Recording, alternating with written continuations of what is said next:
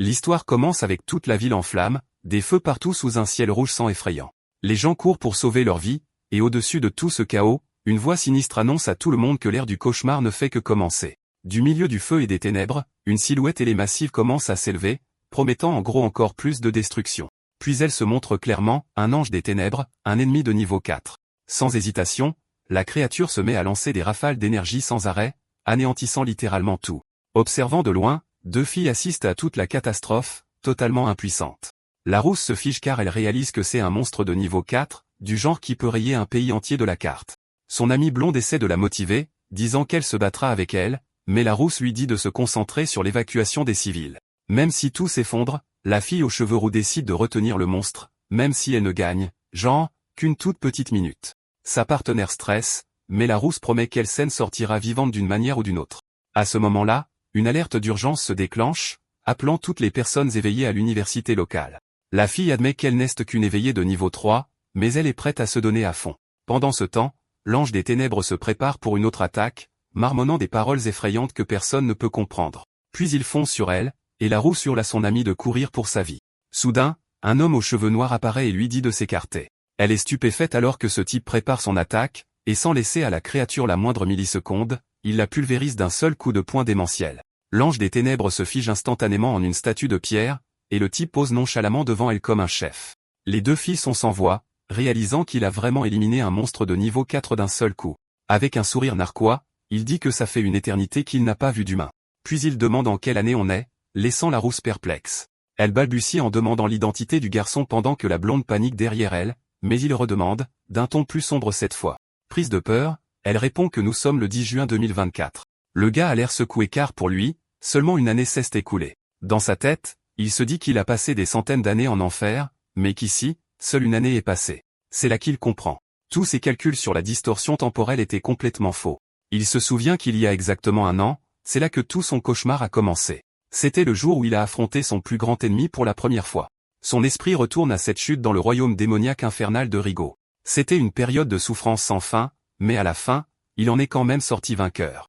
Après ce qui a semblé être une éternité, il est finalement retourné dans son monde.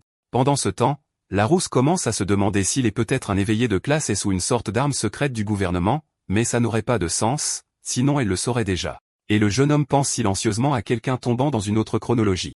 Sorti de nulle part, une voiture blindée s'arrête en crissant des pneus juste à côté du trio. Un groupe d'agents en gilet pare-balles en sort, et d'autres individus éveillés arrivent sur les lieux. Leur chef ordonne instantanément à tout le monde de se mettre en formation de combat, arrivant comme quelqu'un dont le métier est de résoudre les problèmes. Il salue les deux filles, et la rousse le reconnaît immédiatement comme étant le chef Kim Jong-woo. Il pose une main sur son épaule, s'excuse d'être en retard et lui dit de leur laisser le reste. Jong-woo demande des détails sur la menace, mais un de ses hommes s'interpose, voulant attirer l'attention, et commence à dire à notre personnage principal de s'écarter. Le soldat l'accuse même de porter un faux cosplay d'éveillé, s'énervant parce qu'il est ignoré. La rousse, sentant le danger, supplie le chef de calmer son coéquipier imprudent. Mais notre héros se fiche de leur drame. Il donne au gars un ultimatum de 3 secondes. Ses yeux brillent d'une énergie sinistre. Alors qu'il demande à l'homme de lui donner une bonne raison de le laisser en vie, l'âge éveillé costaud panique, sort sa dague et se prépare à combattre. La fille aux cheveux roux crie que l'homme aux cheveux noirs a littéralement tué un ennemi de niveau 4 plus tôt, choquant et secouant son chef. Paniqué, l'âge musclé pense qu'il doit tuer l'étranger ou c'est lui qui se fera démolir. Il charge en avant, criant le nom de sa capacité, Bloodstorm, mais il n'a même pas la chance de l'utiliser correctement. Le garçon aux cheveux noirs arrête toute l'attaque avec un seul doigt sur le front de l'homme. Puis, avec une force ridicule, il écrase le gars au sol si violemment que tout se fissure autour d'eux. Regardant l'homme étalé par terre, le protagoniste dit froidement que les 3 secondes sont écoulées. Jung-woo est figé d'incrédulité, hurlant et demandant ce qu'il croit faire à son coéquipier. Mais l'homme mystérieux ne lui prête même pas attention. Au lieu de ça, il dit que ce n'est pas le moment de s'inquiéter pour ça. Il regarde le ciel et les prévient que le portail s'ouvre à nouveau. Et même s'ils faisaient tous équipe, ils n'auraient aucune chance contre ce qui arrive. Les éveillés autour d'eux paniquent, horrifiés par ces paroles. Le chef peine à comprendre ce qu'il voit, tremblant de peur. Puis un monstre gigantesque sort du portail, immédiatement identifié comme un ennemi de niveau 6. Le chef Jung-woo appelle le quartier général en désespoir de cause, signalant qu'un ennemi appelé Red Horn est apparu. Au centre de commandement, l'opérateur révèle que cette créature pourrait anéantir plus de 30 millions de personnes en une seule journée. Réalisant l'ampleur de la menace, Jung-woo active ses pouvoirs et ordonne que tous les éveillés de Corée soient convoqués. Tout le groupe se prépare au combat, sachant qu'ils doivent gagner du temps même si cela signifie mourir. Un homme à lunettes crie à la fille blonde de s'échapper avec la rousse. Pendant que l'escouade d'éveillés charge courageusement vers le monstre, notre personnage principal et la fille blonde restent en retrait à observer. Elle est confuse de voir que le garçon aux cheveux noirs ne fait rien, alors elle lui demande pourquoi il n'aide pas son propre camp. Il la regarde avec un sourire froid et lui demande pourquoi diable il devrait s'en soucier. Elle insiste sur le fait que c'est aussi son monde et qu'il a clairement assez de pouvoir pour le protéger. Il lui demande juste de lui donner une bonne raison de se donner cette peine. Il continue en disant que les faibles se font toujours écraser et que les forts survivent. C'est la règle que les puissants doivent suivre. Il dit que les gens devraient se battre pour leur propre vie s'ils le peuvent. Sinon, ils seront simplement détruits par quelqu'un de plus fort, ce qui arrive opportunément alors que le monstre écrase un autre combattant éveillé. Voir la scène brutale de près terrifie la fille blonde. Ignorant la bataille, il se tourne vers elle et lui demande où se trouve le bureau de Chion, mais la fille tombe simplement à genoux. Puis il la traite d'inutile et se retourne pour partir. Serena lui lance, le traitant de fou. Elle essaie d'entraîner son amie, mais la fille blonde refuse de partir. La jeune femme, Nuri, tient bon et dit que ce n'est pas ainsi que les personnes puissantes se comportent. Elle sort ses épées de ses portails, déclarant que ceux qui ont du pouvoir doivent agir. Elle charge le monstre en criant que les forts doivent protéger les faibles. Le garçon est surpris qu'elle essaie même de combattre la bête colossale, mais son attaque est à peine ressentie. Une de ses épées est projetée hors de sa main. Le monstre ouvre sa gueule massive, prêt à l'avaler tout entière. Nuri ferme les yeux, une seule larme coulant alors qu'elle accepte son destin. Soudain, une voix ordonne au monstre de s'abaisser. Un instant plus tard, sa tête énorme est violemment écrasée sur l'asphalte. Les deux combattants éveillés regardent avec stupéfaction ce qui vient de se passer. Le protagoniste tient maintenant Nuri dans ses bras, la qualifiant de fille intéressante. Ses vêtements ressemblent à des ailes de démon alors qu'il la tient, et il dit qu'il l'aime bien. Elle rougit instantanément très fort. Puis le garçon se présente comme étant Taeyong et ajoute qu'il sera son maître, le grand seigneur démon. La fille blonde est complètement déroutée par cette déclaration soudaine. Elle le regarde, se demandant s'il pourrait être un vrai démon, mais ses pensées sont interrompues par le rugissement du monstre qui se prépare à attaquer à nouveau. Agacé, le garçon aux cheveux noirs la qualifie de créature insignifiante. Avec une expression terrifiante, il dit qu'elle ne mérite même pas d'ouvrir la bouche devant lui. Il lance un coup de poing précis qui fait instantanément taire la bête avec une force ridicule. La force du coup fait tout trembler autour d'eux. Il regarde le monstre et se plaint que sa tête est arrogamment plus haute que la sienne. Il forme une sphère d'énergie au-dessus d'elle et demande pourquoi elle ne s'incline pas devant lui. La sphère tombe et écrase la tête de la créature dans le sol. Les éveillés autour d'eux se figent, complètement paralysés par cette démonstration de puissance insensée. Taeyong regarde le monstre vaincu et dit, « Maintenant nous sommes au même niveau. » Il tend la main, extrayant un cristal du cadavre. Le cristal violet vole vers lui, et il l'attrape facilement. Étudiant la pierre avec une expression vague, il commente que ce n'est que ça. Choqué, le chef d'escouade se demande si cela pourrait être une pierre magique, puis le cristal se dissout en particules de lumière sous les yeux de la fille blonde. Encore bouleversée, elle balbutie et lui demande si quelque chose lui est arrivé.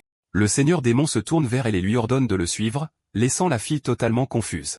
Gênée, elle demande ce qu'il veut dire, mais il dit qu'il ne se répétera pas. Il lui fait comprendre qu'elle n'a pas d'autre choix que de le suivre, ce qui la terrifie. À ce moment-là, Junwoo crie qu'il ne le permettra pas. Il remercie Taeyong pour son aide, mais insiste sur le fait que Nuri est l'une des leurs et ne peut être emmenée. D'un regard glacial, le protagoniste répond simplement « Je peux ». Taeyong dit qu'il n'a demandé la permission à personne et dit à tout le monde de s'écarter. Libérant une aura écrasante, il force tous les éveillés autour de lui à tomber à genoux, se tordant de douleur.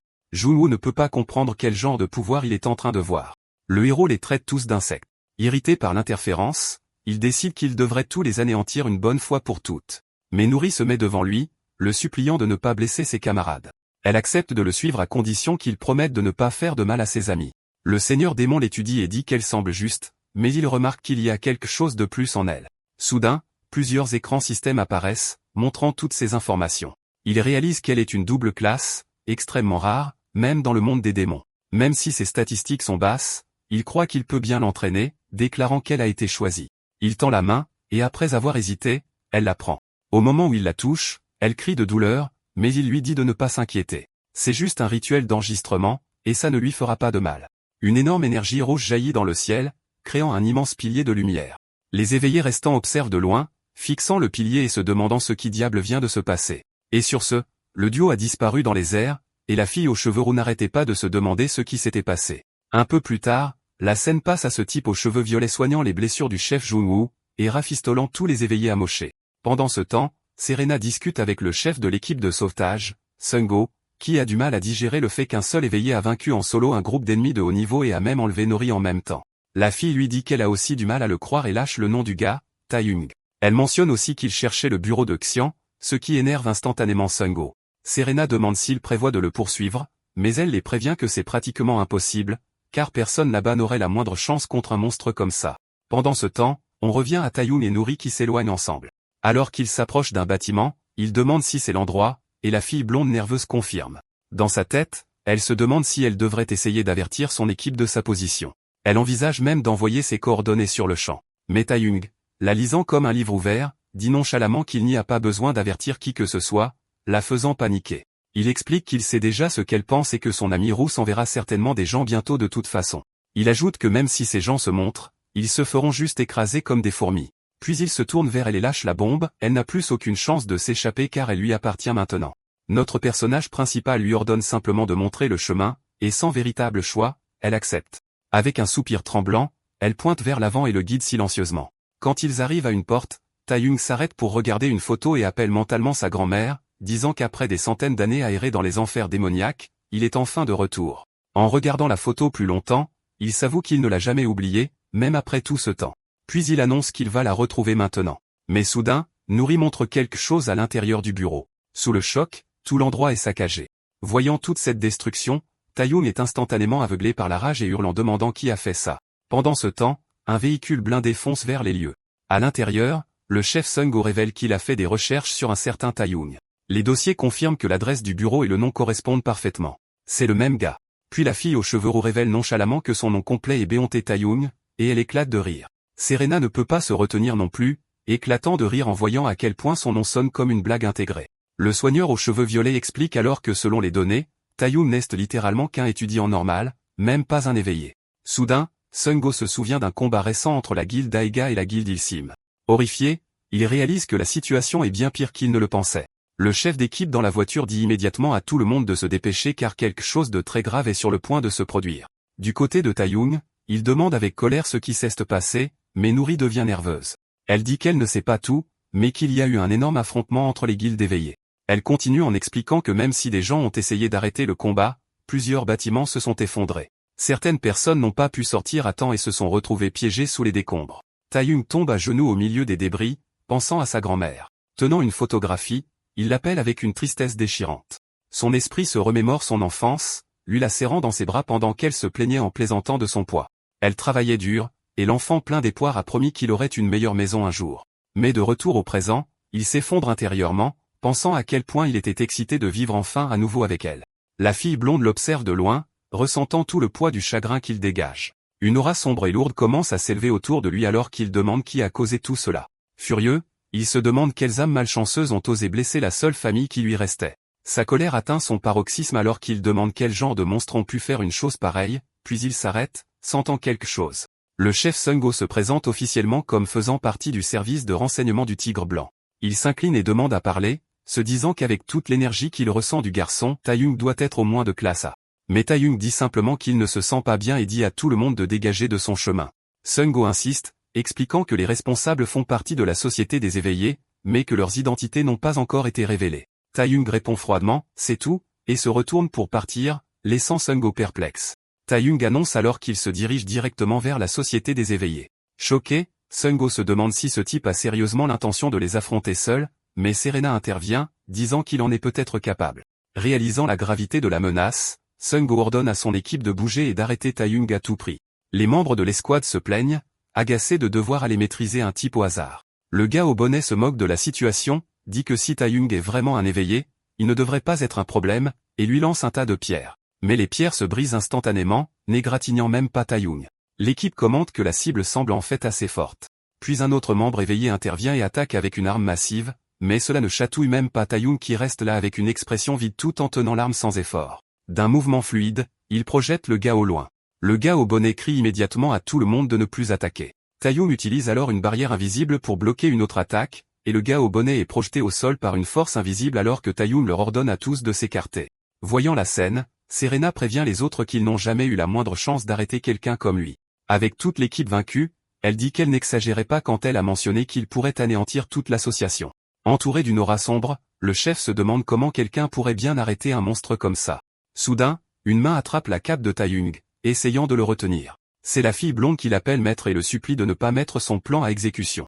Taeyong lui demande si elle ose vraiment, en tant que sa servante, aller à l'encontre de ses ordres. Il se souvient du rituel d'enregistrement qu'il a effectué pour imprimer son âme sur la sienne, expliquant que grâce à cela, elle devrait instinctivement lui obéir et ne jamais le trahir, mais sa volonté est plus forte que prévu. Elle soutient qu'il y a de bonnes personnes dans la société et dit qu'ils se battent sans relâche pour protéger tout le monde, même si les gens les traitent d'ennemis. Elle dit qu'ils se battent pour ceux qu'ils n'ont pas pu sauver et qu'elle comprend sa douleur. Les larmes aux yeux, elle dit que tout est trop triste et que son cœur lui fait mal aussi. Elle le supplie d'arrêter car les gens dehors font tout ce qu'ils peuvent pour empêcher d'autres tragédies. En entendant cela, Taeyong se calme et se demande pourquoi il est revenu dans ce monde. Son esprit se remémore un souvenir de sa grand-mère lui disant qu'il n'avait pas besoin d'être le meilleur à l'école ou au sport. Il devait juste être une bonne personne pour aider les gens qui en avaient besoin. Ému, le seigneur démon tapote doucement la tête de la jeune fille blonde et la remercie. Il continue de la tapoter et explique que grâce à elle, il s'est souvenu de la vraie raison de son retour. Il se souvient que la seule raison pour laquelle il a tout enduré était de pouvoir revenir vivre avec sa grand-mère. En regardant les ruines, il se lamente qu'il est trop tard maintenant pour la personne qu'il aimait tant. Puis il déclare qu'il protégera ce monde exactement comme sa grand-mère le lui a appris. La jeune fille blonde sourit largement et est d'accord avec tout ce qu'il a dit, mais il la gronde immédiatement, lui rappelant qu'elle ne serait même pas en vie s'il n'avait pas fait preuve de pitié. Il se tourne ensuite vers l'équipe vaincue et dit qu'il ne s'en prendra plus à la société, mais à une seule condition. L'équipe est confuse, alors le chef demande quelles conditions. Taeyong brandit un objet lumineux et révèle les termes. Ils doivent trouver le meurtrier de sa grand-mère d'ici 3 jours. La scène passe à cet immense bâtiment intimidant, le QG du service de renseignement régional. À l'intérieur, un gros type court à toute allure dans les couloirs, hurlant le nom du chef d'équipe Kang comme si sa vie en dépendait. Il le trouve enfin et commence à paniquer, maudissant le type d'avoir disparu. Le chef continue de l'engueuler, disant qu'il aurait déjà dû revenir et tout rapporter. Sung-ho s'excuse, expliquant qu'il était occupé à gérer le désastre, mais le chef veut savoir comment diable ils sont censés arrêter un ennemi de niveau 6. Sung-ho dit qu'il expliquera plus tard, mais qu'il a quelque chose d'important à lui dire, ce qui rend instantanément le chef curieux. Puis il repère Taeyong et lui demande sans détour s'il est un éveillé. Sung-ho explique que c'est un nouvel éveillé qu'ils viennent de trouver sur les lieux. Le chef demande s'il n'est pas encore enregistré, puis leur ordonne de le tester et de l'enregistrer dès que possible, laissant Sung-ho et Serena en sueur. Le seigneur démon surprend tout et, avec ce ton suffisant, demande s'ils veulent vraiment le tester. Il esquisse un petit sourire comme s'il était vraiment amusé. Scène suivante, ils sont dans un couloir bondé, au coude à coude avec les gens. Notre perso principal se plaint de la foule de dingues, mais Serena explique que la plupart d'entre eux sont là dans l'espoir d'obtenir le statut d'éveillé. Il s'impatiente et demande s'ils s'attendent vraiment à ce qu'il attende. Elle panique et court à la réception, pensant que s'il est forcé d'attendre, quelque chose de terrible pourrait arriver. Elle dit à la réceptionniste qu'ils sont de l'équipe du Tigre Blanc. L'employé confirme si c'est pour la mesure de puissance de Monsieur Beonte Taeyong, mais montre l'immense file et dit que des tonnes de gens attendent, et qu'ils devront attendre 1 ou 2 heures. Instantanément, les yeux de Taeyong deviennent rouges de colère. L'aura sombre se répand, et il demande s'ils ont vraiment osé le faire attendre derrière des gens inutiles. Un type dans la file réplique et lui dit d'attendre comme tout le monde, mais se fige immédiatement de terreur sous la pression écrasante de notre seigneur démon. Avec un dégoût total, Taeyong ordonne à tout le monde de s'écarter de son chemin. La réceptionniste pâlit. Notre perso principal dit que mesurer ces êtres insignifiants est une perte de temps de toute façon. Pendant que Nuri essaie de calmer un type terrifié à proximité, Taeyong leur dit de le classer maintenant s'ils en ont le courage. Les gens s'effondrent sous la pression, et le chef panique en se plaignant qu'ils l'ont envoyé pour un test, et que maintenant voilà ce qui arrive. Il grogne que les individus éveillés sont précieux, et qu'ils ne peuvent pas se permettre ce chaos. La jeune fille blonde, souriante, dit qu'ils ont en fait de la chance qu'ils ne soient pas allés plus loin. Elle dit que son maître a été plutôt gentil, ne blessant personne sérieusement. Le gros chef se demande quelle sorte de monstre est ce type pour provoquer de telles réactions. On passe à la salle de test. Taeyong s'approche de la sphère d'évaluation. Un employé explique que comme il est de type magique, il doit attaquer la sphère avec sa plus puissante capacité. Taeyong trouve ridicule d'utiliser toute sa puissance sur une stupide pierre magique. Il décide d'utiliser juste assez de force et d'y explose, mais rien ne se passe. Il est confus, se demandant pourquoi la magie imprégnée de mana ne fonctionne pas. Depuis la salle de contrôle, on lui dit de ne pas paniquer et d'essayer de se détendre. Ça l'énerve encore plus. Il serre le poing, furieux. Alors il y va avec la force brute, frappant la sphère de toutes ses forces, en répétant explose. Soudain, la sphère explose dans une déflagration d'énergie massive. Elle disparaît littéralement. L'opératrice est secouée, le remerciant nerveusement et disant qu'ils passeront au test suivant, mais il la coupe. Il dit que c'est inutile car aucun de leurs jouets ne peut mesurer ses capacités de toute façon. Il est agacé et dit qu'il veut juste les résultats. Après un certain temps, le chef demande les résultats à l'opératrice, et elle lui tend une tablette. L'écran affiche classe S. Plus tard, le perso principal et Nuri sont assis à un café. Il prend une gorgée de thé vert et se plaint que c'est trop amer. Nuri lui offre sa boisson et dit qu'elle peut en commander une autre. Il accepte, prend une gorgée, et rougit un peu parce qu'il aime le goût. Elle lui demande quel est son type. Il dit qu'il est peut-être de type magique, ce qui la rend confuse. Il explique qu'il n'a utilisé que l'enchantement de force pendant tout ce temps, pas sa vraie magie. Il se souvient soudain d'un message disant que sa magie est restreinte en dehors du royaume des démons. Nuri est choquée. Réalisant que la magie elle-même est restreinte ici, elle l'imagine comme un magicien de cirque, et il la gronde immédiatement. Il peut lire dans ses pensées. Il pense qu'invoquer son château détruirait tout le bâtiment, donc c'est hors de question. Puis le chef l'appelle par son nom. Taeyoung se retourne et le supérieur annonce nerveusement le verdict final. Il est de classe S, le tout premier du pays. Nuri est abasourdi. Taeyoung dit au chef d'arrêter de le flatter et d'en venir au fait. Le chef balbutie qu'il va tout expliquer, mais Taeyoung l'interrompt à nouveau et rejette l'offre sans détour, le faisant paniquer. Le chef dit que rejoindre les médias pourrait lui apporter la gloire et des tonnes d'argent. Taeyoung trouve ça ennuyeux et dit que l'argent n'est pas un problème. Il peut en avoir n'importe quand. Il devrait juste être reconnaissant qu'il ne serait ce qu'un peu. Il ajoute qu'il n'aidera que s'il respecte toutes ces conditions.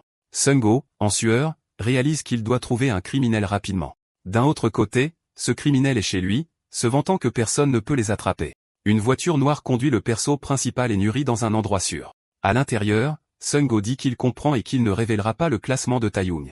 Ils mettent en place un lieu sûr pour lui et sa servante. Regardant la voiture partir, le chef boude en disant qu'ils ne peuvent pas révéler le premier classe S du pays. La rousse explique qu'avoir un classe S changerait complètement l'équilibre mondial du pouvoir. Le supérieur soupire, disant que si les gens le connaissaient, il se sentirait bien plus en sécurité.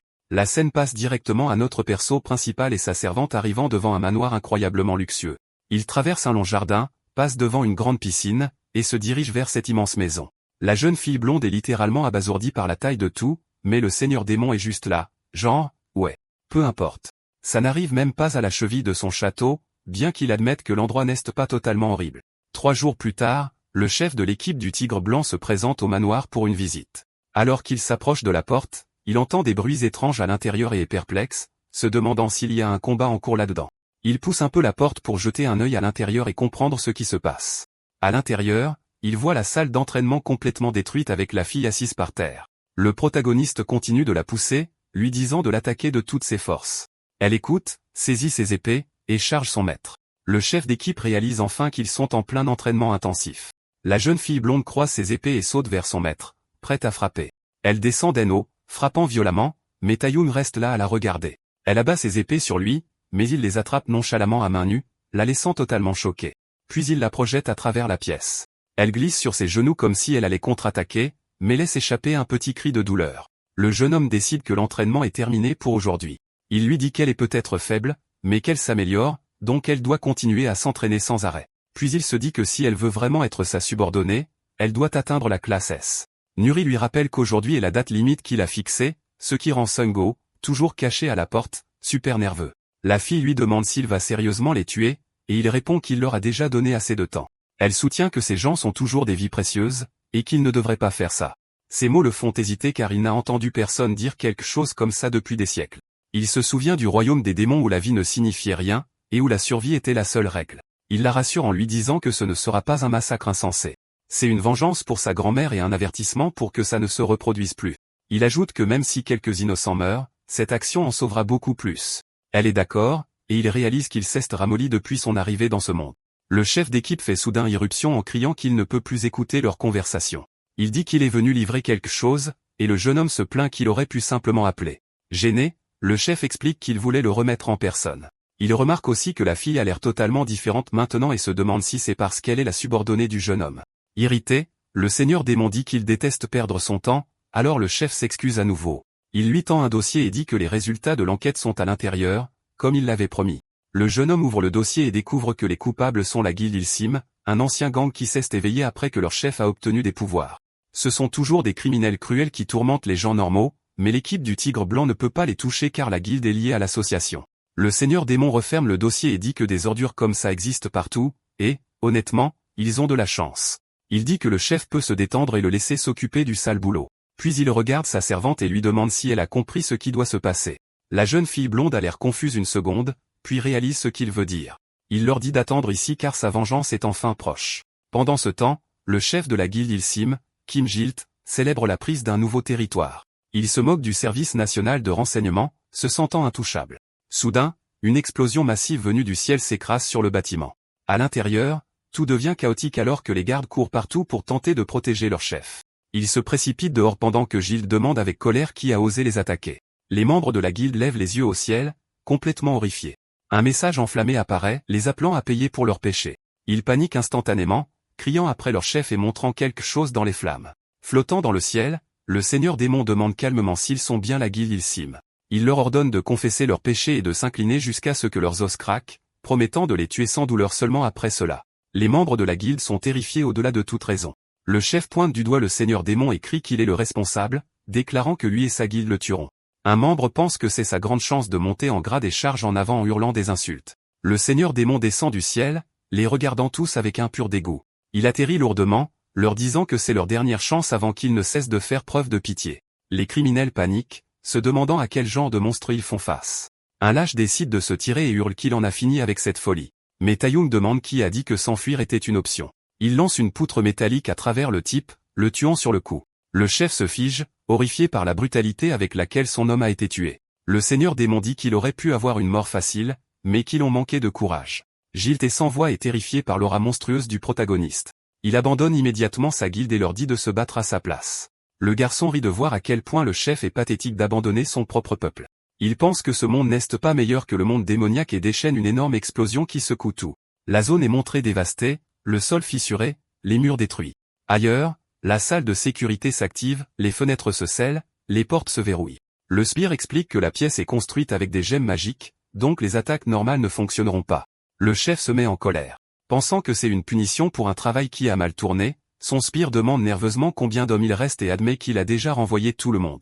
Soudain, plusieurs membres de la guilde se rassemblent à l'extérieur, se motivant en disant qu'ils peuvent abattre un classe A. Ils repèrent l'intrus, et l'un d'eux panique, criant que le type est bien trop fort. Ils réalisent qu'il est un éveillé de haut niveau et le chargent ensemble.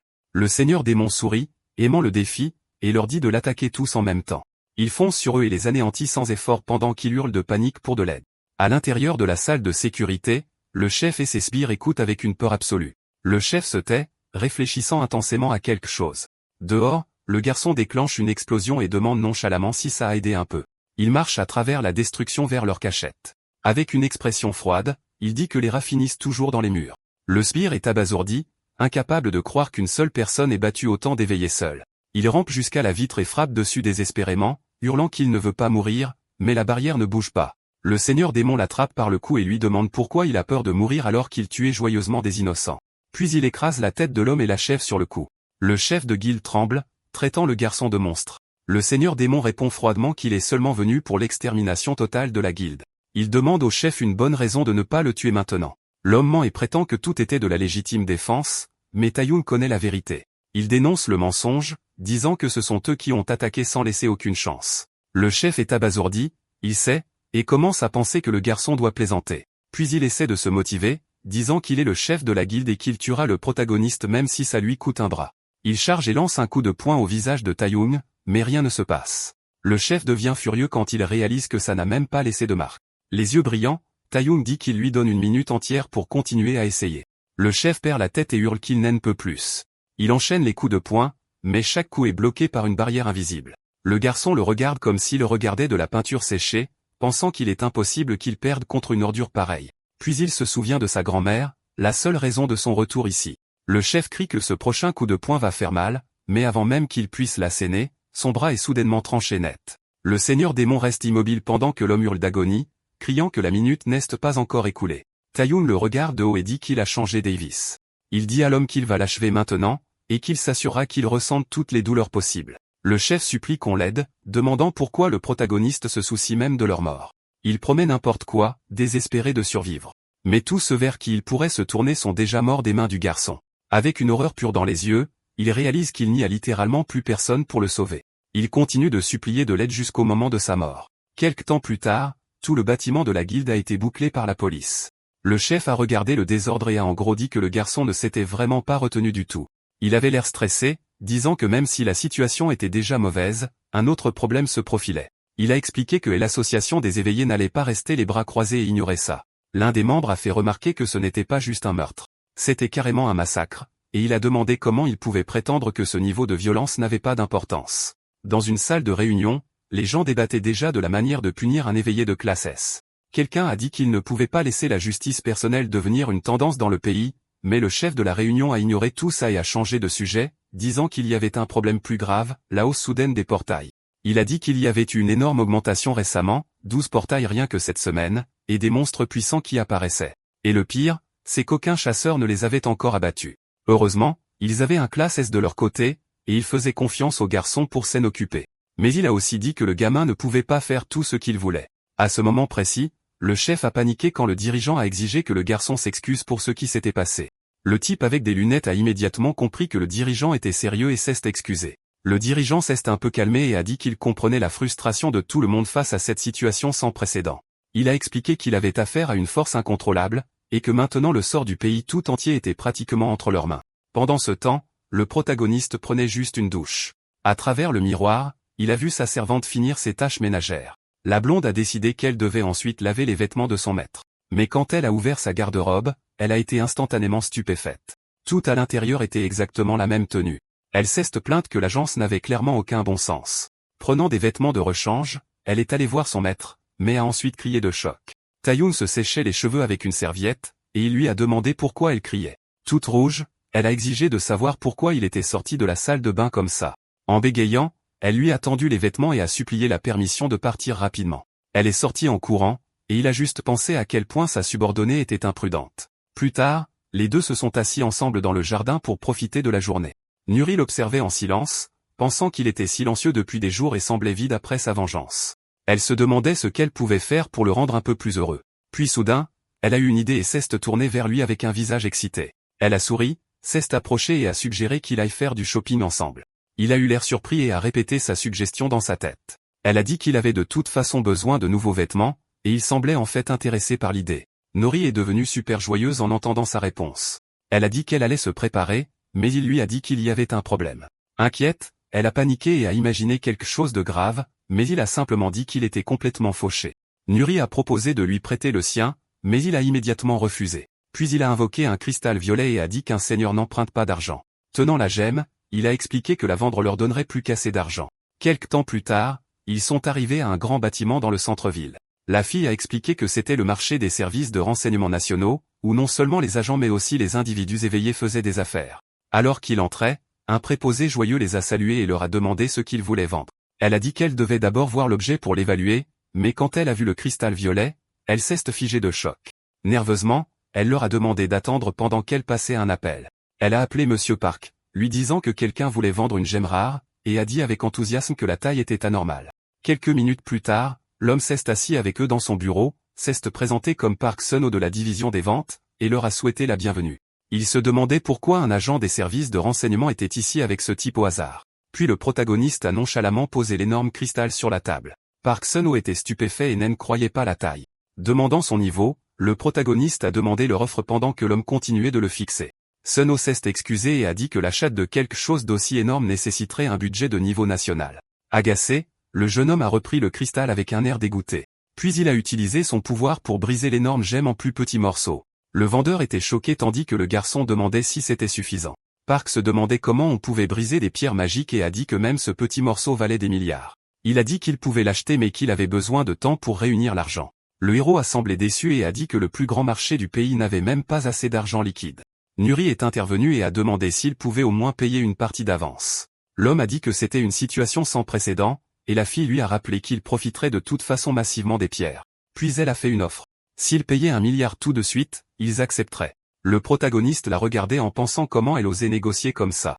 Sous la pression, Park a accepté et a pensé que le garçon en face de lui était une bête sauvage. Peu de temps après, le virement de 1 milliard a été effectué, atterrissant sur le compte de Taeyoon. Le paiement confirmé, Nuri a souri et a dit que maintenant, il pouvait aller faire du shopping. En marchant dans la rue, elle a suggéré de regarder d'abord les vêtements du maître, excitée par la bonne affaire qu'elle avait obtenue. Pendant ce temps, au bureau, Monsieur Park était furieux, pestant contre la façon dont ces vermines avaient osé lui faire un coup pareil. Il n'arrivait pas à croire qu'il ait profité de quelqu'un qui se considérait comme une élite. Fou de rage, il a attrapé son téléphone et a juré qu'il leur montrerait le vrai pouvoir de l'argent.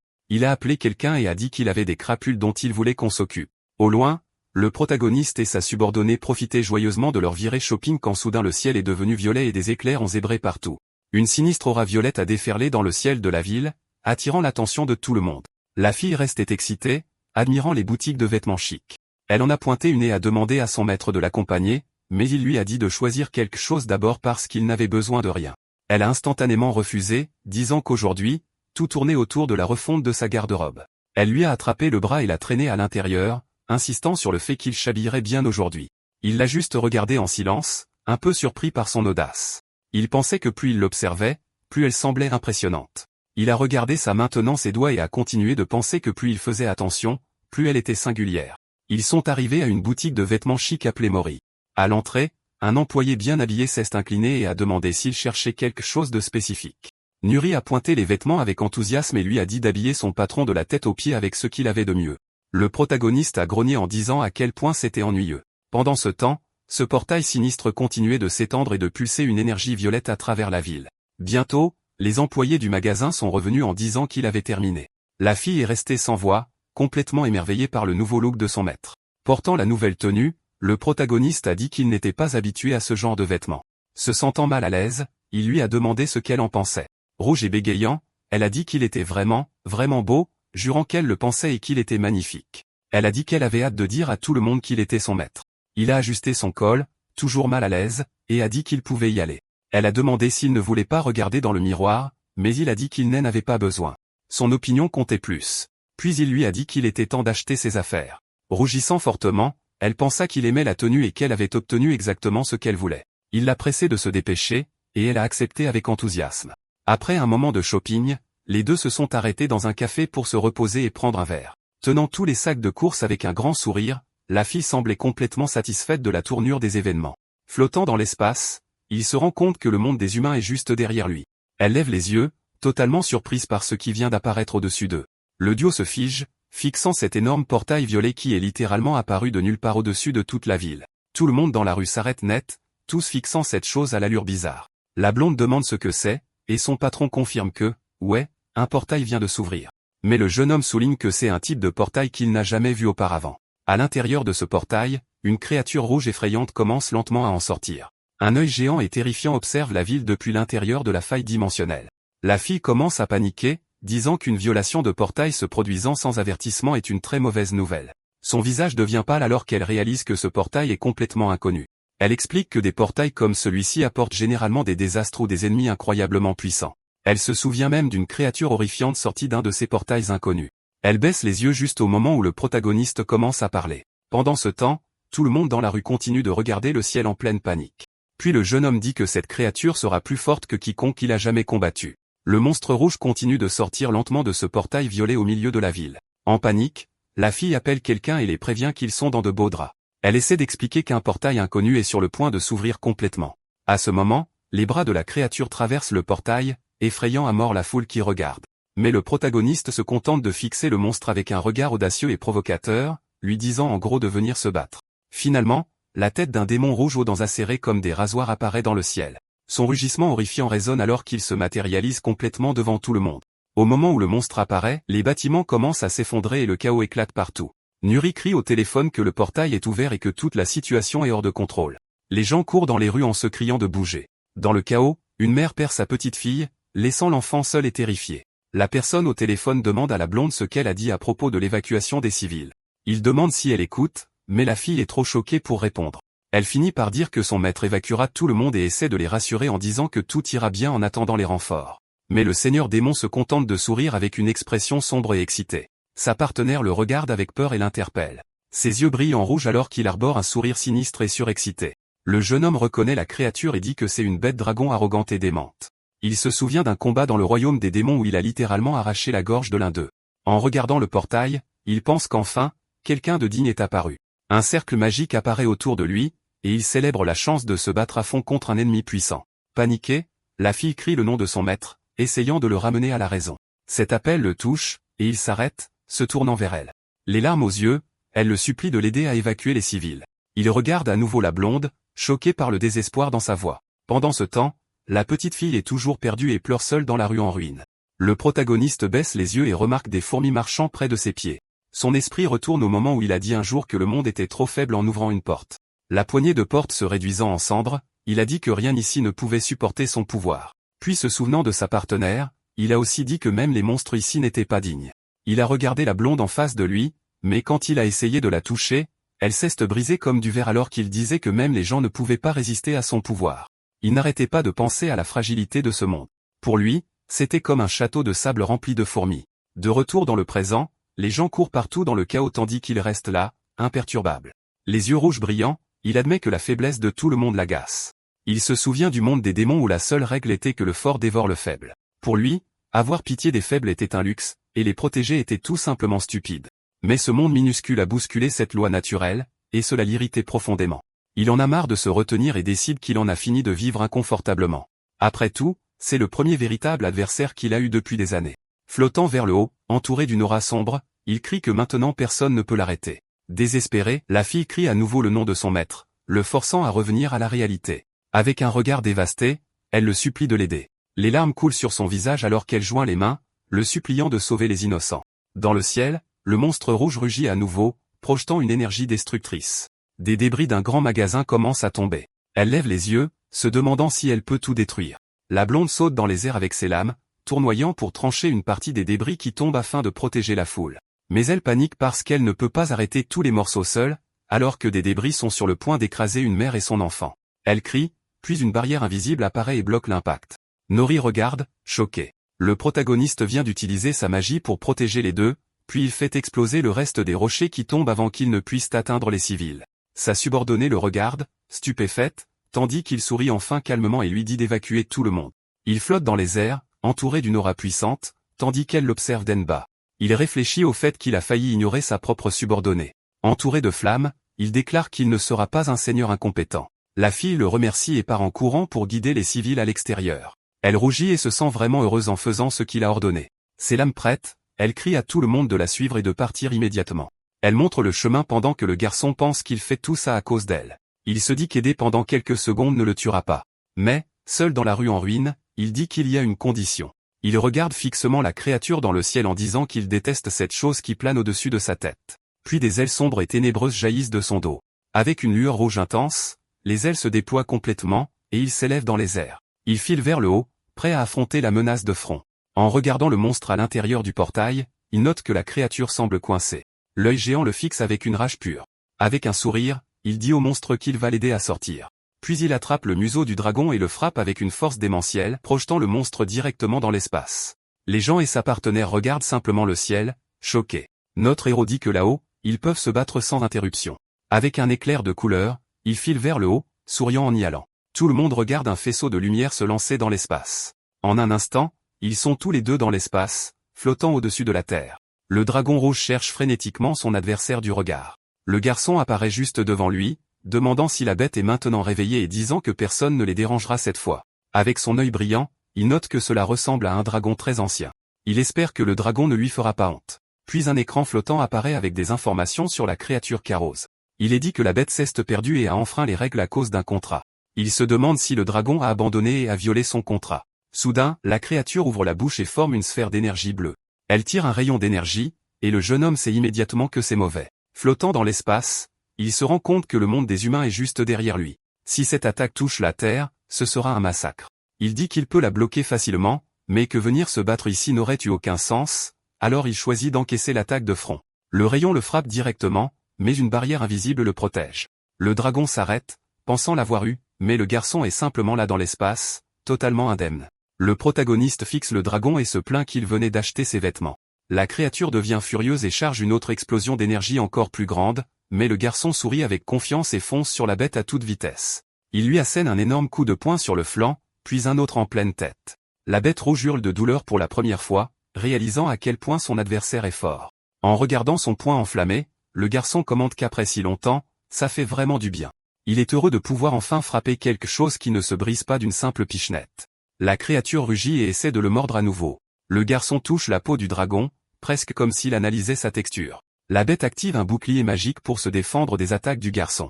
Le protagoniste l'étudie avec un regard sérieux et analytique. Le monstre rugit de nouveau, montrant ses crocs acérés. Le seigneur démon frappe la barrière de toutes ses forces, mais rien ne se passe. Il réalise que ce dragon peut utiliser la magie. La créature a créé une barrière qui ne bloque pas complètement les attaques, mais qui suffit à faire durer le combat. Il admet qu'il ne maîtrise pas encore assez la magie de ce monde pour la briser normalement. Mais avec un sourire, il dit qu'il n'y a rien que la force brute ne puisse résoudre. Il trouve les longs combats ennuyeux, alors il décide d'utiliser un objet spécial. Il ouvre un portail violet et en sort quelque chose. Ses yeux brillent alors qu'il révèle son arme, la lame du dragon, Askeladd. Tenant l'épée légendaire, il demande si le monstre la reconnaît. Il explique que la lame a été forgée à partir de la colonne vertébrale du dragon démon, Sigma. Le monstre renacle à la mention de l'origine de l'épée. Le garçon dit que cette arme est la pire chose que le dragon puisse affronter. La créature crache du feu bleu vers lui, et il demande si elle veut tester la lame. D'un seul coup, il tranche le rayon en deux. Tenant l'épée, il sourit et dit que sa puissance est démentielle. La créature charge à nouveau pour essayer de le dévorer, mais le garçon est plus rapide et l'esquive. Il pointe la lame directement sur la poitrine du dragon et la transperce d'un coup précis, projetant la bête en arrière. En souriant, il prévient le dragon qu'il ne pourra plus utiliser de tour de magie maintenant. Restant dans sa posture d'attaque, il observe l'épée plantée dans la poitrine de la bête. Il dit que c'est son tour maintenant et lance un puissant crochet du droit qui projette le dragon au loin. Pendant ce temps, dans une station spatiale voisine, deux employés regardent le dragon passer soudainement devant leur fenêtre, les laissant horrifiés. La créature s'agrippe à la structure de la station de toutes ses forces, en souriant. Taeyong admet que le dragon est plutôt doué. Il demande quel tour la bête va tenter ensuite, tandis que des flammes violettes tourbillonnent autour de lui. Le garçon reconnaît la magie d'explosion de niveau 6, Flare. Il demande si le dragon pense vraiment pouvoir le toucher avec ça. Le dragon attaque, mais il dit que la bête a tout faux. Il révèle que le monstre ne peut pas le blesser car sa résistance à la magie est au maximum. La créature est choquée, et le garçon demande si c'est tout ce qu'elle a. Si c'est le cas, il dit qu'il est temps de se battre à la force brute. Fini les tours de passe-passe. Avec un sourire malicieux, il prépare le coup de grâce, puis tous deux lancent leurs dernières attaques. Sur Terre, le chaos régnait encore tandis qu'une fille aux cheveux roux et son partenaire s'efforçaient frénétiquement de sortir les civils des décombres. Non loin d'eux, la petite fille blonde soulevait une dalle de béton entière, son corps tremblant sous le poids, mais elle réussissait tout de même à protéger un groupe de personnes terrifiées cachées en dessous. Un jeune homme en gilet était agenouillé à proximité, les mains brillantes posées sur un civil blessé, utilisant ses pouvoirs pour le soigner. Pendant ce temps, un homme à lunettes se tenait au centre de tout, scrutant la destruction avec une expression vive et autoritaire. Soudain, une alerte système est apparue. La réaction du portail diminuait, signifiant que la porte se fermerait bientôt. Quelques secondes plus tard, une autre confirmation est apparue. La situation de la porte avait été résolue. Avec un profond soupir de soulagement, le chef d'escouade à lunettes se tourna vers son équipe, demandant ce qui s'était passé exactement à l'intérieur. Il demanda spécifiquement à la petite fille blonde où son maître et l'ennemi étaient allés. Elle a simplement pointé le ciel. Le chef cligna des yeux, totalement incapable de comprendre sa réponse. Il porta même la main à son front, regardant vers le haut comme s'il s'attendait à ce que la réponse tombe des nuages. Puis un autre chasseur, Shin Woo-man, classe B et visiblement imbu de lui-même, s'avança en se moquant bruyamment. Il se moqua de la fille blonde, lui demandant si elle s'attendait à ce qu'il croie que l'ennemi avait simplement disparu dans le ciel. Elle insista sur le fait qu'elle disait la vérité, mais Woo-man continuait de ricaner comme si elle inventait tout. Le chef à lunettes tenta de le calmer, rappelant à tout le monde qu'il était encore sous le choc, mais Shin Woo-man n'en démordait pas. Il lança sèchement qu'il n'était pas là pour nettoyer leur bazar. À ce moment-là, une voix profonde et autoritaire interrompit la dispute. Le chef du tigre blanc apparut, sa présence plombant instantanément l'ambiance. Il réprimanda sèchement Shin Woo-man, l'avertissant qu'il déposerait une plainte officielle s'il ouvrait à nouveau la bouche.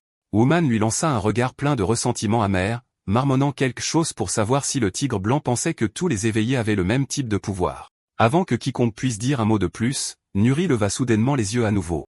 Ses yeux s'écarquillèrent, puis tout le monde leva également les yeux. La peur se propagea instantanément. Des météores tombaient. Des orbes de feu dévalaient vers la ville, et les gens se mirent à crier.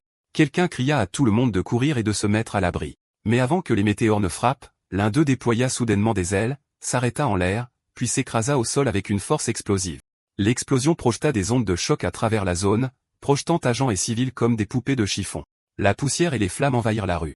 La fille blonde protégea son visage. Pendant une seconde, elle fut choquée, mais son expression s'adoucit en soulagement, et un petit sourire se dessina sur ses lèvres. Car au milieu des flammes, complètement indemne, notre héros en sortit comme s'il venait de faire l'atterrissage le plus désinvolte de sa vie. La blonde cria immédiatement son nom, rayonnante de joie.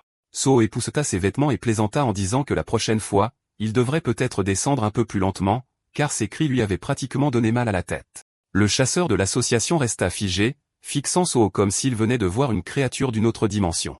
Il exigea de savoir ce que cette chose était censée être. La fille blonde courut vers son maître tandis qu'un autre homme demandait avec anxiété où l'ennemi était passé, fixant Soo comme s'il ne savait pas s'il devait le craindre ou le vénérer. Le chef d'escouade s'avança rapidement, louant officiellement la performance de Soo et disant qu'il avait fait du bon travail, mais qu'il devait parler.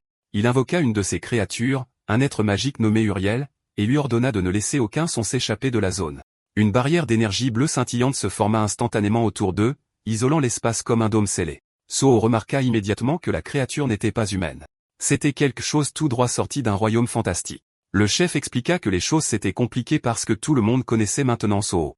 Grâce au combat, le monde était sur le point d'apprendre qu'un éveillé coréen avait vaincu un ennemi de niveau 7, une classification de monstre à laquelle presque personne ne survivait. Il continuait de parler de pression politique et de conséquences, mais Soo l'interrompit. Agacé, il dit sèchement à l'homme d'arrêter de perdre du temps et d'en venir au fait. Alors, le chef finit par l'admettre. Il pourrait devoir révéler publiquement l'existence de Soo. Les yeux de la fille blonde s'écarquillèrent nerveusement alors qu'elle fixait son maître, incertaine de ce que cela signifiait pour lui. À l'extérieur de la barrière, les gens prenaient déjà des photos, pointant Soo du doigt, parlant fort de ce qu'il avait vu. Soo se dit que dans un monde plein de fourmis, quelque chose comme ça devait finir par arriver. Le chef avait l'air frustré, principalement parce qu'il était impossible de négocier avec ce type. Mais alors, sorti de nulle part, Soo hocha simplement la tête. Il était d'accord. Les bras croisés, il dit au chef de révéler tout ce que le gouvernement voulait. Le chef cligna des yeux, stupéfait, demandant si Soo en était absolument certain. Soo dit d'un ton neutre de ne pas le faire se répéter. Il n'avait qu'un seul avertissement. Il ne voulait pas de problème.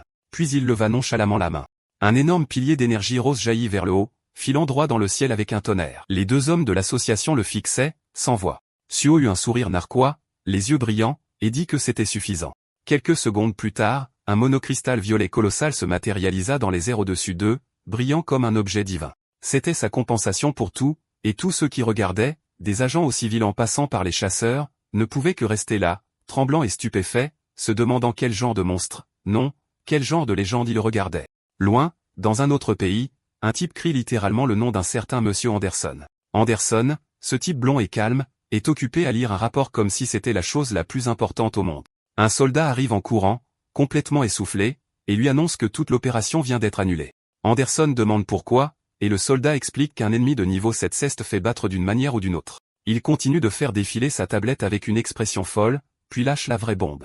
La personne qui a abattu la bête était le nouvel éveillé de classe S de Corée. Shin Woo-min est carrément abasourdi, essayant de comprendre quel genre de monstre ce type doit être. Il dit que le héros est littéralement tombé du ciel avec la tête du monstre et en a retiré une monopierre. Puis la narration intervient, disant que les humains ne réagissent que de deux manières lorsqu'ils voient quelque chose que leur cerveau refuse de traiter. Soit ils l'acceptent, soit ils le nient de toute leur force. Le chasseur de l'association choisit le déni comme un champion, souriant et criant que rien de tout cela n'est réel. Il prétend qu'ils l'ont presque trompé et dit que tout n'est qu'effets spéciaux. Un agent aux cheveux bleus essaie de le calmer, mais le type refuse de se calmer. Le chef d'escouade admet que c'est incroyable, mais insiste sur le fait que c'est 100% réel. Il dit que la personne en face d'eux est officiellement le nouvel éveillé de classe S de la nation. Le chasseur regarde toujours le jeune homme comme si c'était une blague.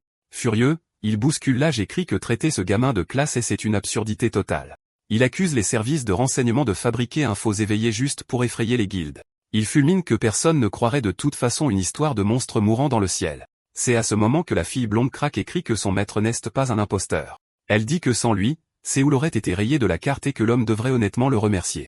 Mais le chasseur grossier la pointe du doigt et lui crie dessus de scène mêlée. Il se tourne vers le protagoniste et se met à pester sur le fait que l'agence n'apprend manifestement aucun respect à ses serviteurs. Le héros répond calmement, disant que les cris de l'homme sont pour lui l'équivalent d'une piqûre de moustique. Sa subordonnée le fixe, surprise de voir à quel point il est soudainement protecteur. Puis il déchaîne son aura, les yeux rouges brillants, et demande comment ce type ose insulter sa servante. Il dit qu'il n'est pas assez généreux pour laisser passer ça. Le chasseur se met à trembler, et le jeune homme l'avertit clairement de ne plus jamais le dénigrer, lui ou ses subordonnés, où il connaîtra la fin la plus douloureuse qu'il puisse imaginer. Le chasseur se recroqueville instantanément, submergé par la présence de ce qui ressemble à un seigneur démon. Il s'effondre au sol en pleurant tandis que le jeune homme s'éloigne, ennuyé, disant à sa servante de venir. Elle obéit rapidement, toujours stupéfaite, et le suit. L'âge aux cheveux bleus observe tout en silence tandis que l'homme terrifié pleure par terre. L'âge en costume se frotte la tête, incapable d'imaginer comment tout cela va se terminer. Puis une annonce officielle tombe, déclarant Taeyong de Yeonta comme le premier éveillé de classe S de Corée. Lors d'une conférence de presse, quelqu'un annonce qu'il a géré l'incite de la porte. De retour au bureau, l'âge dit que l'annonce publique est sortie. Le protagoniste sourit en disant que, ironiquement, tout ce bazar ne causera aucun problème. Nuri explique que son maître est maintenant l'un des 9 éveillés de classe S dans le monde entier. Elle dit qu'aucune organisation dans le pays n'oserait le défier maintenant. Le chef d'escouade, vérifiant sa tablette, dit que c'était en fait leur principale inquiétude. Il explique que sans héros de haut niveau, la Corée était essentiellement à la merci des autres nations. Le Japon et les États-Unis ont essayé d'interférer, mais le protagoniste a tout géré en solo. Cependant, l'âge prévient que les autres pays ne resteront pas les bras croisés. Ils essaieront certainement de l'éliminer. Il suggère donc de former autant d'alliances que possible. Il dit que l'unité d'éveillés de la Wolf Team des États-Unis a demandé à lui rendre visite. Le jeune homme dit qu'il s'en fiche, surprenant l'âge par la désinvolture avec laquelle il écarte une si grande opportunité. Le MC écrase sa canette et dit que même les plus forts du monde ne signifient rien pour lui. Il se plaint que son rare jour de congé est maintenant complètement gâché et dit à l'âge de ne plus le déranger avec des choses aussi insignifiantes. Nuri commence à s'inquiéter, essayant de trouver comment convaincre son maître de dire oui. Puis elle a soudainement une idée, se souvenant d'un moment où son maître a montré de l'intérêt pour quelque chose de très spécifique. Elle interrompt l'âge et pose des questions sur la Wolf Team, puis mentionne que Anderson, l'éveillé le plus fort du monde, fait partie de l'escouade. L'homme en costume confirme, choqué, en disant que Anderson lui-même vient.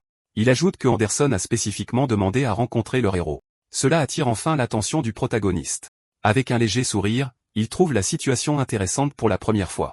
La blonde sourit aussi, sachant que son maître ne s'excite que lorsqu'un adversaire puissant est impliqué. À ce moment-là, le protagoniste change Davis et dit qu'il rencontrera l'homme mystérieux. Sur une piste d'atterrissage, un jet privé arrive, transportant quelqu'un qui vaut vraiment le temps du héros.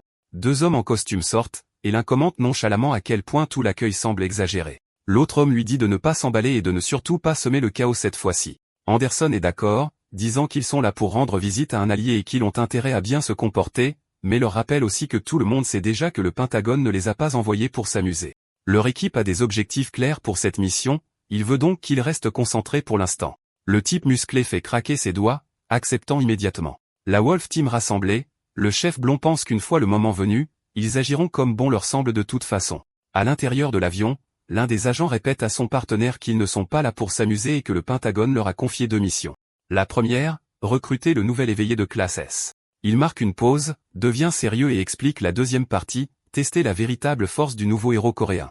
Il dit au seigneur de guerre qu'il s'occupera de tout le reste pendant que le blond devrait se concentrer sur la mission. Mais Anderson a une pensée persistante, quelque chose sur ce qui se passerait si leur offre était rejetée. Il dit que dans ce cas, il écraserait carrément le protagoniste. Pendant ce temps, le héros se détend avec sa boisson. Zéro stress sur son visage.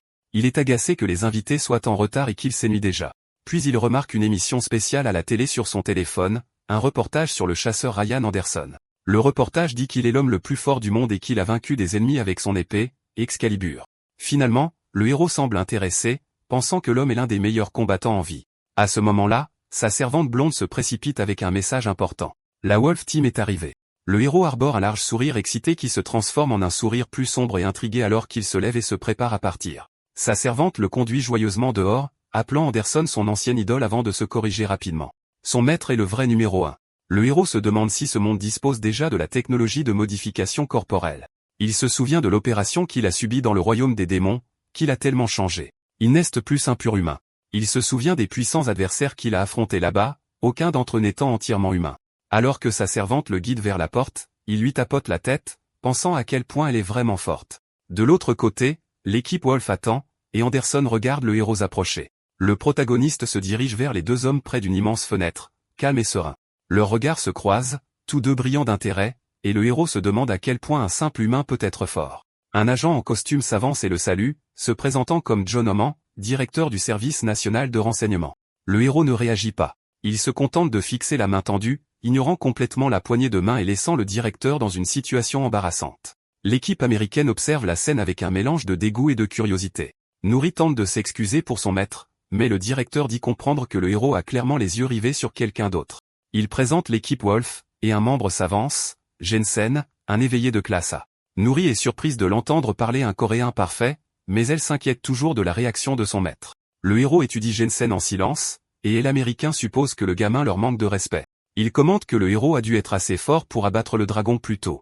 Un autre agent américain s'irrite de l'attitude froide du héros et le traite de sale gosse arrogant. Il bouscule Jensen, attrape la main du héros et force une poignée de main, se moquant des manières coréennes. Il serre fort et demande si la courtoisie élémentaire n'existe pas ici. Nuri panique instantanément, voyant où cela mène. Brad, l'âge arrogant, pense qu'il va écraser lui-même ce faux classe S, mais son sourire suffisant s'efface en quelques secondes.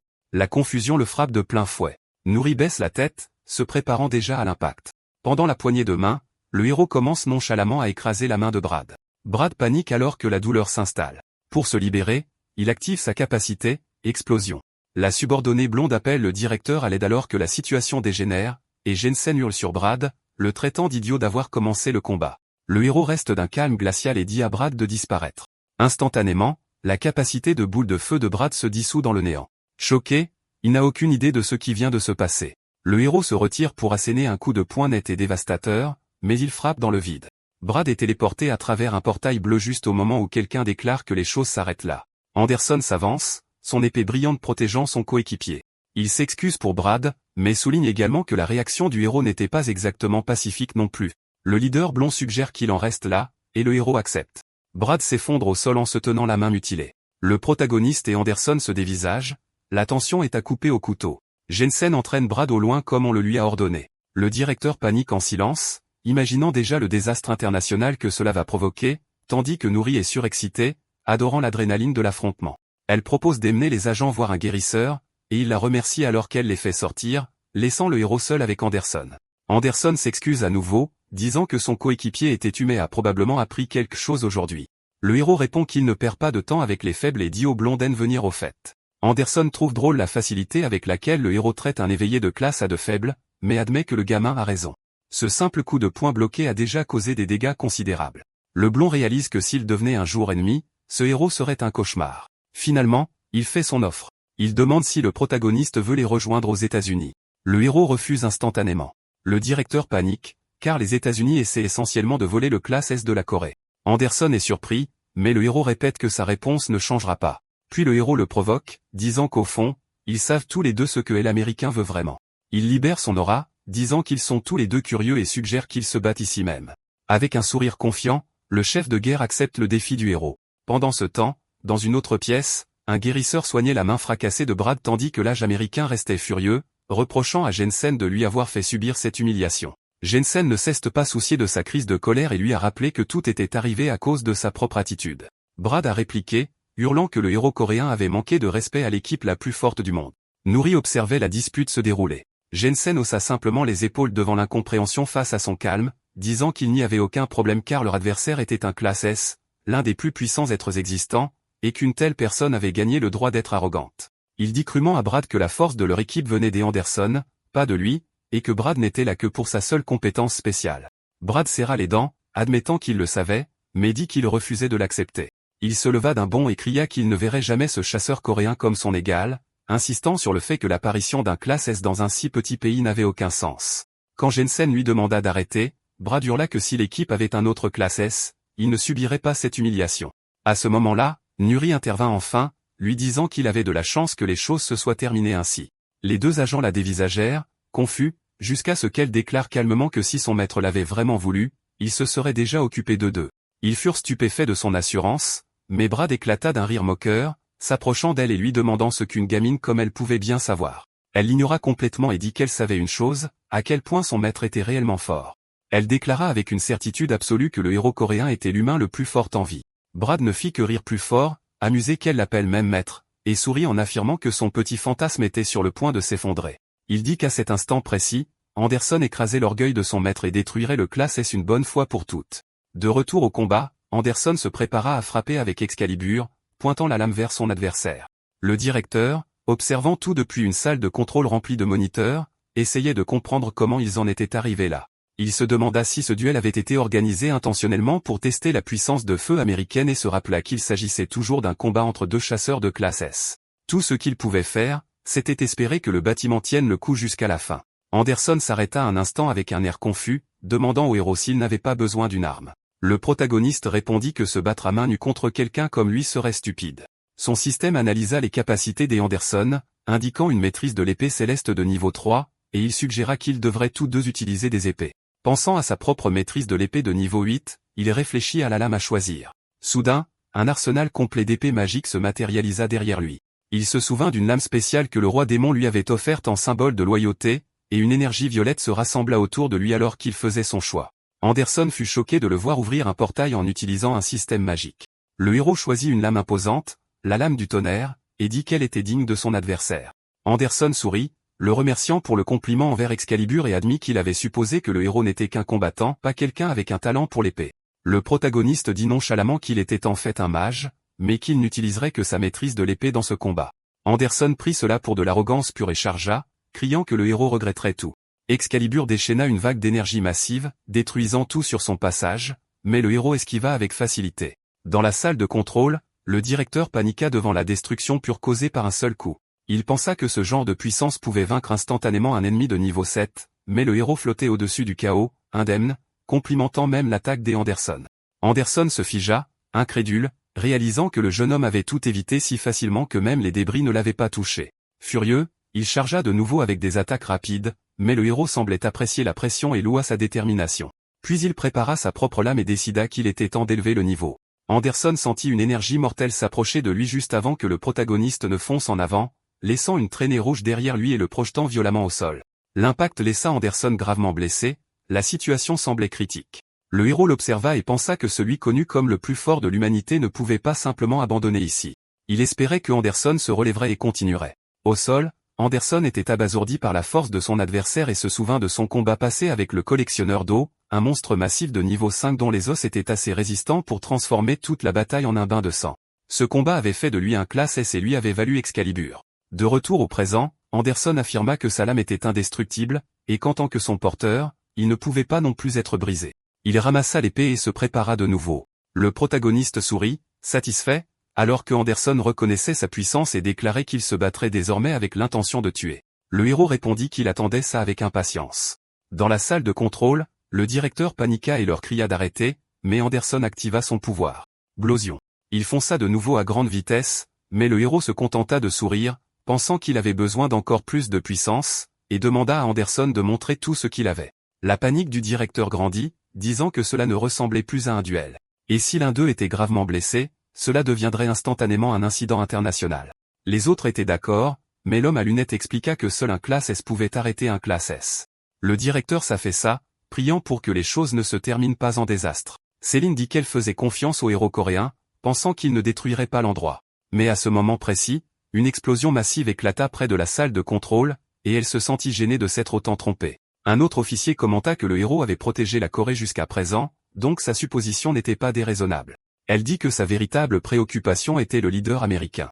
Sur le champ de bataille, Anderson parut soudain terrifié. Le protagoniste forma un arc de lumière rouge avec sa lame, et la destruction fit craindre au directeur que tout le bâtiment puisse s'effondrer. Le héros voulait voir toute la force des Anderson, mais savait que la structure ne pourrait y survivre. Anderson hurla qu'il était le plus fort de l'humanité, et que personne ne le surpassait, insistant sur le fait que le héros n'était pas une exception. Il chargea avec l'intention de le poignarder, mais le protagoniste réalisa que les personnes plus faibles dans le bâtiment étaient en danger et apparut instantanément derrière Anderson. Surpris, Anderson balança son épée, mais le héros l'attrapa calmement d'une main, disant que cet endroit n'était pas adapté pour leur combat. La tension entremonta encore d'un cran alors que Anderson sentit une aura terrifiante qui le glaça d'effroi.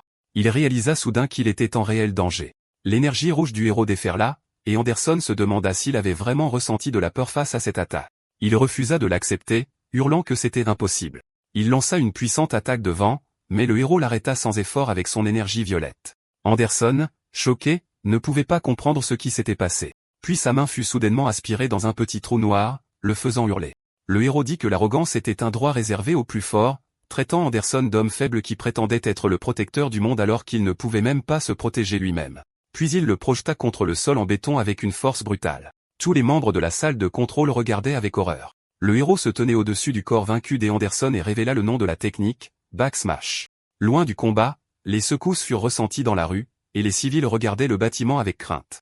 Ailleurs, un homme en costume et une jeune femme blonde sentirent la vibration et se crispèrent. Brad sourit, affirmant que la vraie bataille venait enfin de commencer. Il se moqua de Nuri, lui disant de faire ses adieux car son maître se faisait battre par Anderson et suppliait probablement pour sa vie. La jeune femme explosa, furieuse d'entendre des insultes visant son maître. L'homme en costume fut choqué par son énergie tandis que Jensen observait avec intérêt, pensant qu'elle semblait forte mais seulement au niveau d'une classe B. L'homme en costume hurla, lui demandant si elle voulait se battre, et Jensen trouva l'idée amusante.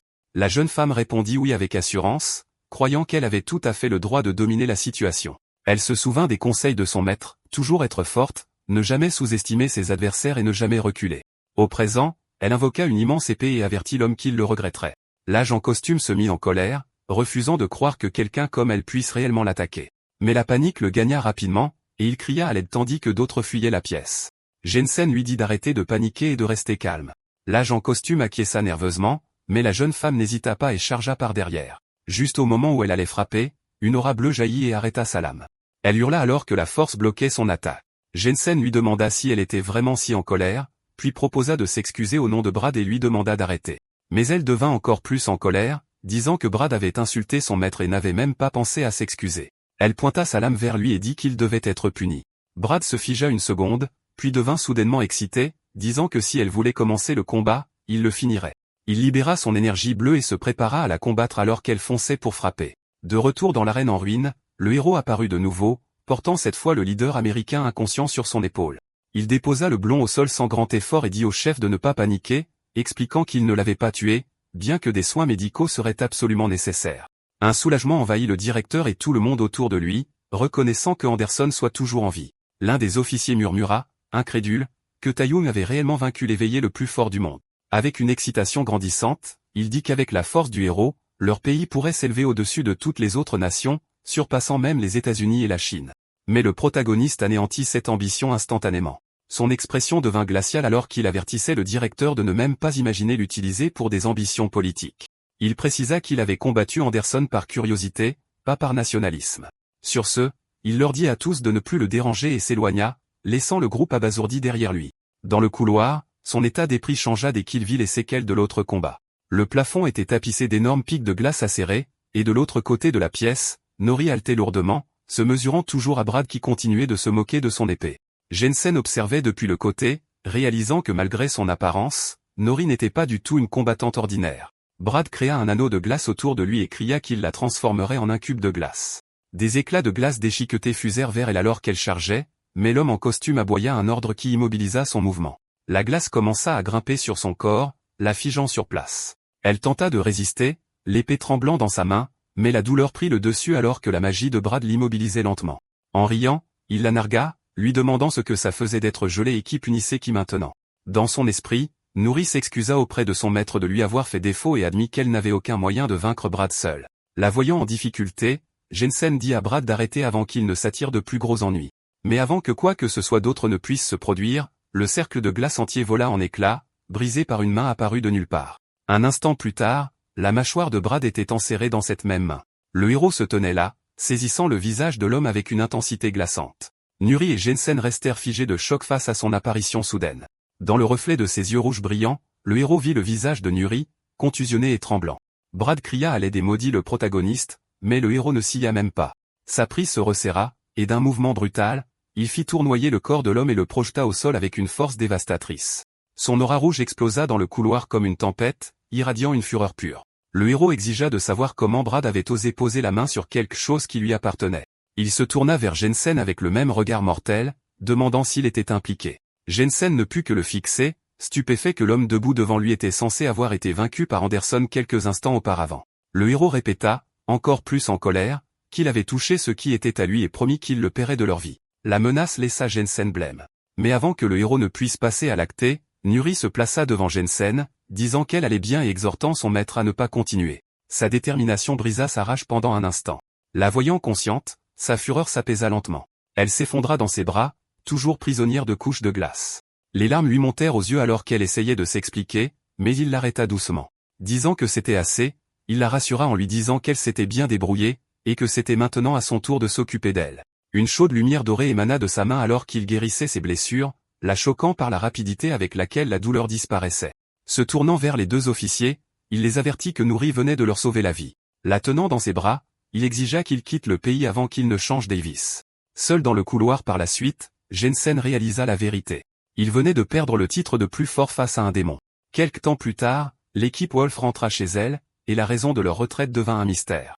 Les rumeurs disaient qu'il avait rencontré le héros coréen, et Kim Eun-seok, un homme à lunettes à l'esprit vif, se sentit irrité de ne pas avoir été le premier à parler avec le jeune prodige. Il était allongé paresseusement sur un canapé, réfléchissant profondément et planifiant son prochain coup. Avec un léger sourire, il décida qu'il ne pouvait pas simplement prétendre que rien ne s'était passé. Ailleurs, caché dans l'obscurité, une femme mystérieuse dit qu'il devait le trouver, mettant en mouvement les prochains fils du destin.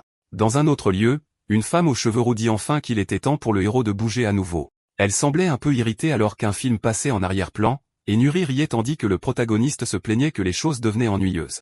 La blonde demanda pourquoi il venait à peine de déménager, et pourtant Céline voulait déjà qu'il reparte. La femme força un rire nerveux, manifestement incertaine de la façon de s'expliquer. Dehors, une foule de journalistes et de photographes s'était déjà rassemblée, attendant la moindre nouvelle. Larousse expliqua que la présence du héros à cet endroit avait fuité dans le public. Comme il ne voulait pas être dérangé, elle lui suggéra plutôt une île privée. Elle lui a promis avec enthousiasme une nouvelle maison et l'a pratiquement supplié d'y jeter un œil. Le héros y a réfléchi depuis son canapé, considérant l'offre. Nuri a été instantanément excitée par l'idée, et son enthousiasme l'a vraiment pris au dépourvu. Elle a timidement avoué qu'elle avait toujours rêvé de vivre sur une île. Et quand il lui a demandé si cela l'intéressait vraiment, elle a réalisé qu'elle en avait trop dit et s'est excusée. Larousse a paniqué, pensant qu'elle l'avait offensée et qu'elle n'en sortirait pas vivante, mais le jeune homme a accepté l'idée, la choquant complètement. Il s'est levé et leur a dit de se préparer pour le déménagement. Quelques instants plus tard, le trio est arrivé sur une île paradisiaque avec un immense manoir reposant sur le sable. Ils se tenaient sur la plage, admirant ce qui serait désormais leur nouvelle maison. Nuri était fasciné, disant que l'île était d'une beauté incroyable. La femme aux cheveux roux a expliqué qu'il avait acheté l'endroit entier et construit un manoir exclusif de style complexe hôtelier rien que pour lui. Tout ici était à lui. Le héros a regardé autour de lui et a admis que l'endroit n'était pas mal du tout. Soulagé, la femme a dit qu'il était heureux que ça lui plaise et a mentionné qu'elle avait autre chose à partager. Elle lui a remis une lettre des États-Unis expliquant qu'il s'agissait d'une demande de coopération. Le gouvernement américain s'est excusé et a proposé une alliance de défense, disant que si un ennemi puissant apparaissait, les deux pays pourraient se soutenir mutuellement. Ils ont également offert de prendre en charge toutes les dépenses s'il acceptait des missions pour eux. La décision finale, cependant, lui revenait entièrement. Le protagoniste ne se souciait pas particulièrement des États-Unis, bien que Nuri ait toujours l'air agacé par le sujet. Il s'est dit que quelqu'un comme Anderson ferait à nouveau un adversaire intéressant. Avec un petit sourire, il a dit que l'idée semblait amusante et a accepté l'alliance. Céline a semblé confuse au début, mais il a confirmé sa décision, et elle s'est détendue avec gratitude. Elle a ensuite suggéré de créer une nouvelle équipe d'éveillés avec lui comme chef. Pendant que les deux en discutaient, Nuri écoutait, incrédule. Le héros a réalisé qu'avoir une équipe pousserait son apprenti à grandir plus vite, alors il a accepté, mais a insisté sur le fait qu'il choisirait ses propres membres. Larousse s'est immédiatement illuminée et leur a dit qu'un bateau était prêt à les emmener sur l'île. Nuri a dit qu'elle avait l'impression que son rêve devenait réalité, et le héros a admis qu'il était également excité. Elle s'est plainte qu'il aurait au moins pu construire un pont pour traverser, mais il a simplement dit que ce n'était pas nécessaire. Elle n'a pas compris ce qu'il voulait dire jusqu'à ce que, d'un mouvement fluide, il la soulève dans ses bras et saute directement vers l'île. Céline a regardé, choquée, les deux disparaître dans le ciel, ne sachant pas comment assimiler ce qu'elle venait de voir. Au-dessus de Léo, le héros a porté son apprenti avec aisance jusqu'à ce qu'il atteigne leur nouvelle maison. Pendant ce temps, sur l'île, un directeur en costume s'affairait, disant au personnel de se préparer car leurs invités arriveraient d'une minute à l'autre. Il a soudainement entendu un bruit étrange au-dessus de sa tête et a levé les yeux, complètement confus, juste au moment où le héros descendait du ciel avec Nuri dans ses bras. Les employés se sont figés, incrédules. Nuri a remercié son maître avec une admiration ébahie, ravi qu'il l'ait amené là en volant. Voyant leur visage stupéfait, le héros a demandé nonchalamment s'il était arrivé trop tôt. Le directeur s'est empressé de retrouver son calme et a dit qu'il attendait en fait. Il s'est présenté comme Go Chang Seok et a promis un service exceptionnel. Le léger sourire du héros a clairement montré qu'il approuvait. À l'intérieur du manoir, Nuri a été immédiatement émerveillé par l'endroit qui ressemblait à un hôtel de luxe. Le héros a trouvé ça correct bien qu'il s'attendait clairement à voir plus. Curieux, il a mis le directeur au défi de lui montrer exactement ce que le domaine pouvait offrir. Le personnel a présenté son chef et son équipe, l'assurant qu'on prendrait bien soin de lui. Peu de temps après, le duo a profité d'un banquet extravagant et a même joué à des jeux vidéo ensemble. Nuri est allé sur la plage pour jouer au ballon avec un membre du personnel pendant que le héros se détendait sur une chaise longue. Quand le majordome a demandé si tout était satisfaisant, le jeune homme a vérifié son téléphone et a admis que la vie ici n'était pas mal du tout. Une nouvelle notification de message est apparue à l'écran, et il a souri en coin, pensant que les choses allaient devenir intéressantes.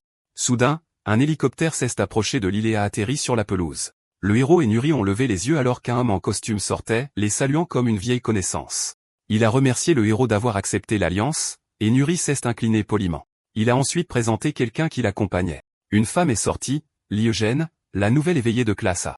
Elle a regardé le héros, essayant de savoir s'il était vraiment l'homme derrière toutes les rumeurs. En le regardant siroter une boisson nonchalamment, elle se demandait si ce type décontracté était vraiment le tristement célèbre classe S. Elle n'était clairement pas impressionnée et l'a traité silencieusement de clochard, se demandant pourquoi cette fille était toujours à ses côtés. Nuri l'a réprimandé pour ne pas l'avoir salué correctement, mais Eugène l'a ignoré, disant que les enfants ne devraient pas interrompre les adultes. Ce commentaire a instantanément irrité Nuri qui a crié qu'elle n'était pas une enfant. Eugène a marmonné qu'elle voulait rencontrer un vrai éveillé, pas cette ordure. Perdant patience, le héros leur a dit à tous les deux de partir s'il n'était là que pour lui faire perdre son temps. L'homme en costume s'est excusé rapidement, expliquant qu'elle était nouvelle et ignorante. Le héros a en fait trouvé ça amusant. Il a regardé Eugène droit dans les yeux et a dit qu'être une éveillée de classe a lui donné une certaine marge pour être arrogante. Mais si elle était puissante, elle devrait au moins être capable de reconnaître la différence entre sa force et celle de ses adversaires. Avec une aura froide et menaçante, il a ajouté que si une fourmi essaie d'attaquer un humain, elle se fait écraser. Eugène a pâli sous la pression, abasourdi par une force qu'elle n'avait jamais ressentie. Le héros l'a regardé avec un pur dédain avant de dire qu'il laisserait passer pour cette fois. Elle a reculé, à bout de souffle, réalisant qu'elle avait survécu de justesse à un test dont elle ignorait l'existence. L'homme s'est excusé à nouveau, mais le héros a balayé ça d'un geste de la main, disant qu'il était en fait intrigué. Puis il a ordonné à Eugène de le suivre, la surprenant complètement. Il a également appelé Nuri qui a demandé si elle devait venir aussi. Dehors, le héros a dit aux deux qu'il voulait voir de quoi elles étaient capables. Nuri a dégainé ses armes, se plaignant qu'elle détestait être traitée comme une enfant et insistant sur le fait qu'elle était assez forte pour se battre à ses côtés. La rousse sourit et lui dit de faire attention. Le héros a dit qu'elle allait se battre avec tout ce qu'elle avait pour voir qui était la plus forte. Eugène a libéré une aura rouge, acceptant le défi de toutes ses forces. Elle a activé son pouvoir, une capacité qui lui permettait de copier et de manier d'autres pouvoirs. Voyant cela, le héros sourit, pensant que les deux allaient vraiment montrer leur meilleur. L'éveillé aux cheveux roux a préparé sa propre capacité, disant qu'elle utiliserait ses pouvoirs de transformation. Nuri a regardé, les yeux écarquillés, une forme démoniaque commençait à s'élever d'un tourbillon de fumée noire. Même le collègue de la rousse a murmuré qu'il ne l'avait jamais vu utiliser cette forme auparavant. Puis la femme a terminé sa transformation, prenant la forme d'un monstre draconique rouge. Le héros l'a analysé calmement, reconnaissant sa capacité de métamorphose et notant que ses statistiques n'étaient pas extraordinaires. Mais tout de même, il a admis que les résultats dépassaient ses attentes. Il n'aurait jamais imaginé qu'elle puisse se transformer en quelque chose de ce niveau. Complètement abasourdi, Nuri peinait à trouver ses mots. Alors qu'elle fixait les cornes de la créature, un souvenir lui est revenu, le monstre aux cornes rouges du portail de l'université. Elle l'a reconnu instantanément. Le héros a souri, amusé qu'un vieil ennemi soit en quelque sorte revenu les hanter. Il s'est tourné vers Nuri, épée en main, et lui a demandé quel serait son prochain mouvement. L'adversaire transformé s'est moqué de Nuri, lui demandant pourquoi elle semblait figée par la peur et si elle avait peur de la créature qui l'avait traumatisée. Mais Nuri a resserré sa prise sur son épée et a dit qu'elle n'avait pas peur du tout. Avec une expression déterminée, elle a dit qu'elle était en fait reconnaissante pour cette chance. Elle s'est remplie d'énergie bleue, déclarant qu'elle allait enfin venger les gens qui sont morts à ce moment-là. La créature a été prise au dépourvu par sa soudaine détermination. Nuri s'est lancé en avant sans hésitation, son épée brillant intensément. Leur affrontement était si puissant que l'île entière a commencé à trembler. À l'intérieur du manoir, le personnel regardait le plafond avec peur alors que tout le bâtiment tremblait. Un employé a demandé si la structure survivrait à ce genre d'impact. Le majordome, imperturbable, l'a assuré que le bâtiment était renforcé et a dit qu'il ferait mieux de s'y habituer car ce genre de choses allait probablement devenir une routine par ici. Au milieu de la bataille, Eugène était stupéfaite de la force et de la rapidité de son adversaire supposément petite. Essayant de reprendre le contrôle, elle a créé une sphère d'énergie dans sa main, se vantant de pouvoir arrêter l'attaque imminente. Canalisant le pouvoir demi, elle a tiré une grande explosion rouge droit sur Nuri, mais la blonde a réagi rapidement, esquivant l'attaque avec une précision aiguë et gardant sa concentration sur le combat. Utilisant l'élan de son saut évasif, Nuri a tournoyé dans les airs et a balancé ses deux épées vers son adversaire. La créature a esquivé l'attaque et a contre-attaqué avec un coup de pied retourné, projetant la blonde directement au sol. Avant que Nuri ne puisse même reprendre son souffle, la rousse transformée a foncé sur elle à toute vitesse, et les deux ont commencé à échanger des coups rapides, leur combat éclatant en une tempête d'étincelles et de lumière clignotante. Eugène a rassemblé plus d'énergie rouge dans sa paume, formant une autre sphère. Elle l'a tirée instantanément, projetant l'apprenti vers le haut et lui arrachant un cri de douleur alors qu'elle était projetée dans les airs. La créature a averti Nuri d'être plus prudente la prochaine fois, chargeant déjà une autre attaque. Sans hésitation, elle a lancé une sphère encore plus puissante vers la blonde blessée. Observant de loin, Sungo était étonné qu'elle ait utilisé la même compétence qu'auparavant, mais sa puissance avait considérablement augmenté. Une vague massive d'énergie rouge a déferlé vers le haut, menaçant d'engloutir Nuri tout entière. L'explosion qui a suivi a secoué le ciel et a envoyé un nuage de poussière rouler dans les airs. L'homme en costume regardait, choqué, mais le héros semblait apprécier le spectacle. Respirant difficilement, Eugène s'est moqué en disant que c'est ce qui arrive à ceux qui sous-estiment une éveillée de classe A, mais elle s'est ensuite arrêtée, confuse par ce qu'elle voyait à travers la poussière. Au lieu de tomber, Nuri était complètement indemne et a utilisé la tête même de la créature comme tremplin. D'un mouvement rapide, l'apprenti a incliné son épée et a préparé un coup final. Les deux se sont regardés dans les yeux, une intensité brûlante entre elles alors que la lame se rapprochait de sa cible. Observant le moment, le héros a remarqué quelque chose et un léger sourire est apparu sur son visage. Puis, d'un ordre ferme, il a déclaré l'affrontement terminé. L'épée de Nuri s'est arrêtée à quelques centimètres du cou d'Eugène, la rousse figée sur place. Le combat étant officiellement terminé, le héros est intervenu et a dit que l'entraînement était suffisant. L'apprenti a obéi immédiatement, abaissant ses lames tandis que la femme transformée s'effondrait au sol. Reprenant sa forme humaine, Eugène a réfléchi en silence à ce qui s'était passé. Malgré ses statistiques supérieures, elle avait quand même été vaincue. Le héros s'est approché de son apprenti et lui a doucement tenu le menton, lui lançant un regard approbateur. Eugène a admis que le véritable facteur décisif n'était pas la puissance. C'était la différence écrasante d'expérience. En regardant le héros, elle a pensé qu'elle pourrait devenir plus forte sous sa tutelle, attirant son attention. Mais avant même qu'elle puisse demander, il a refusé catégoriquement. Le choc l'a submergé.